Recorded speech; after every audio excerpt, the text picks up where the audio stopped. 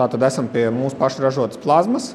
Šī konkrēti ir jau diezgan padzīvojusi. Šai plazmai kādi 5 gadi, un patiesībā mēs visu taisam nedaudz savādāk. Mēs ar katru iekārtu nedaudz pilnveidojamies, un šai iekārtai jau savas 20 versijas priekšā ir.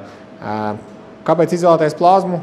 Atšķirībā pret lāzeri ir palielam cena un mazāka ķēpa ar viņu ir. Lāzerim ir ļoti daudz iestatījumi, jebkādas kvalifikācijas cilvēks, jebkurš var iemācīties ar šo iekārtu strādāt. Šis darbs un zīmēšana ir ārkārtīgi vienkārši.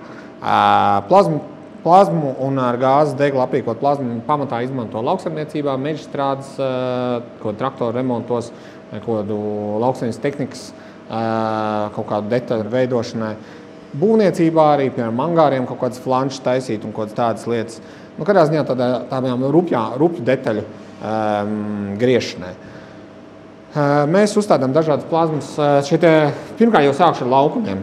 Ir pieejami dažādi laukumi. Šis konkrēti ir 1,50 x 3 metri, bet pieejams arī 2x6 metri, un arī uz pasūtījumu mēs varam izgatavot, kāds šis laukums ir nepieciešams. Varam izgatavot pat 12-metrīgas plazmas.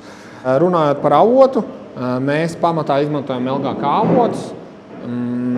Tas nozīmē, ka tas ir kaut kas ļoti līdzīgs Lincoln avotam, tikai ar krietni lētākām dīzēm, līdz 300 ampērām. Tas nozīmē, ar 300 ampērīgu degli varētu griezt līdz 40 mm biezumu diezgan augstā kvalitātē. Ūdens degls tādā gadījumā šai konkrēti plazmai ir tikai 120 ampēru degls un 120 ampēru plazma, ar viņu var griezt orientējoši kaut kādu līdz 16 mm salīdzinoši augstā kvalitātē. Bet šeit, kā redzam, blakus ir arī papildus gāzes degls. Ar šo gāzes degli var griezt līdz pat 40 mm biezumam, respektīvi var arī uzlikt mazāku avotu un tad ar gāzes degli aprīkot šo plazmu. Kā jūs redzat, šeit ir ūdens vanna, kur mēs redzam ir ļoti daudz bonusi. Pirmkārt, jau šīs dūmaka, neceļās nekāda dūmaka, nav vajadzīga nekāda ventilācija, nav vajadzīga nekāda ventilātora, kas griež. Šis ūdens faktiski izfiltrē 90% šo dūmu.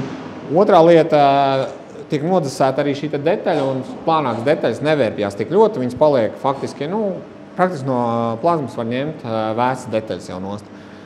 Runājot par kontroli, mēs visu kontroli strādā G-kodā.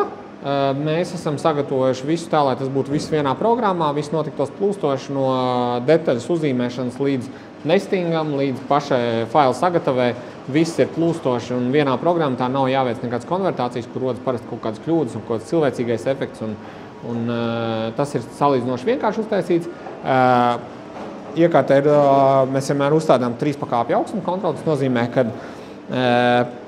augstuma kontrole nodrošina šo kvalitīvo griezumu. Tātad 3 pakāpju augstuma kontrole nozīmē, ka pirmkārt degls atsitās pret virsmu, atrod, kur ir šī metāla loksne. Tā durot caurumu, degls paceļās pēc iesatītā augstuma augstāk, lai nesabojātu šo dīzi. Un tad tālāk jau degls uztur konstantu augstumu, kur atrodas metāla loksne. Tas staigā līdz metāla loksnei, pēc konstanti uzturot vienādu augstumu. Un tas ir par plazmām stāsts.